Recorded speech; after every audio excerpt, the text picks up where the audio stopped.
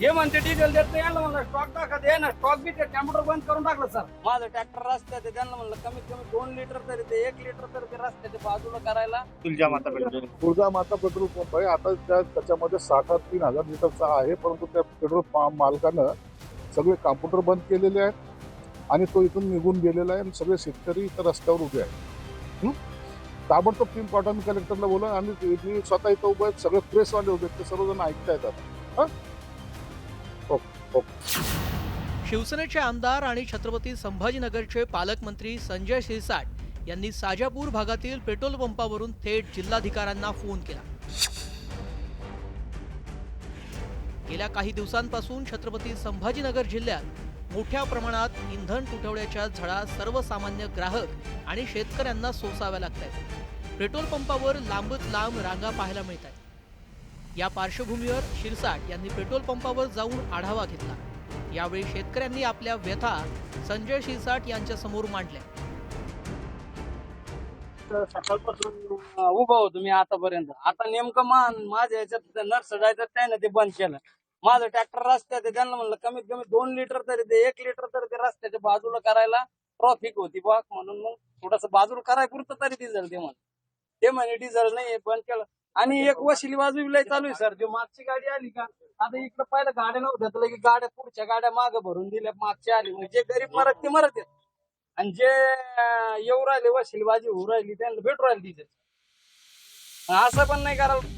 शेतकऱ्यांच्या या तक्रारीची गंभीर दखल घेत शिरसाट यांनी संबंधित अधिकाऱ्यांना फोन करून घटनास्थळी येऊन पाहणी करण्याच्या सूचना केल्या. पेट्रोल असतानाही शेतकऱ्यांची अडवणूक होत असेल तर पेट्रोल पंपावर कारवाईच्या सूचना दिल्या. शेतकऱ्यांना असलेलं डिझेल देण्यामध्ये यांना त्रास काय? आज हे शेतकऱ्यांचा आक्रोश आहे, तर काही लोक तर भाकरी बांधून इथं आलेले आहेत की आम्हाला डिझेल पाहिजे, आमच्या शेतीचे काम झाले पाहिजे. मग जर शेतकऱ्याच्या याच्या काम जर अशा वेळेला होत नसतील तर मग तो शेतकऱ्यांचा जो काही संताप आहे त्याचा उद्रेक सुद्धा होऊ शकतो.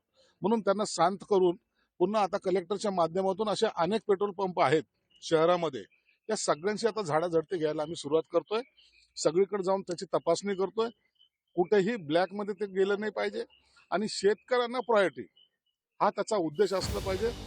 पेट्रोल आणि डिझेलचा पुरवठा आणि वितरणावर देखरेख ठेवण्याच्या सूचना संजय शिरसाट यांनी दिल्या. पेट्रोल पंप चालकावर नियंत्रण ह्या कलेक्टरच्या माध्यमातून असतं. जिल्हा पुरवठा अधिकारी असतो, त्यांनी या ठिकाणी व्हिजिट केल्या पाहिजेत. प्रत्येक वेळेला पालकमंत्री किंवा कुणी राजकीय पुढारी जाऊन त्या पेट्रोल पंपवर धाडी टाकणं हा आमचा उद्देश नसतो. म्हणून आता कलेक्टरांनी सूचना दिलेल्या आहेत. कलेक्टरांनी आता ज्या ज्या ठिकाणच्या तक्रारी येतील त्या ठिकाणी त्यांची टीम पाठवून त्या सगळ्याची चौकशी केली पाहिजे.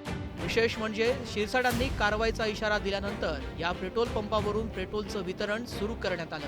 ही पंपवाल्याची चूक आहे, कारण स्टॉक असताना स्टॉक वाटप करणं हे त्याचं कर्तव्य आहे आणि जर लोक रांगेत असतील तर त्यांना स्टॉक वेळेवर देणं ही त्याची जबाबदारी होती.